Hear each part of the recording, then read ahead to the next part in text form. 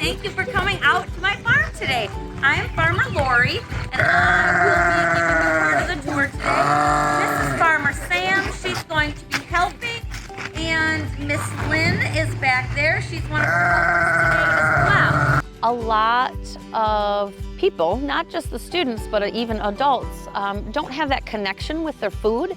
And I think it's very important to know where our food comes from. I like to focus with the kids on realizing that all the food that they eat is probably from a farm somewhere, and that they can think about those farmers as well, who grew that food.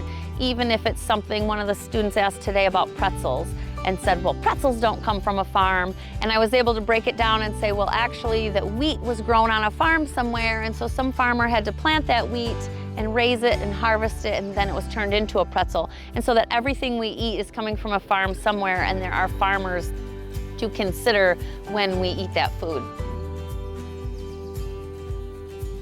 Right now in the classroom, we're learning about plant and animal relationships and about habitats. And so field trips are an awesome way for my kids to not only learn about it within the classroom, but take it to a real life experience so that they can actually see that what we're learning about is real life. So what I love the most about just field trips is like the hands-on experiences that they're getting. And while we're learning about plant and animal relationships, we're also planting some seeds and learning about seeds. And so just seeing that the process of that whole from seed to growth to harvest and having that here is such a cool experience for the kids to see. And so this is just an awesome day for us to be able to see that. Do you think there's baby chicks in any of these? No. Yeah. Why do you say no?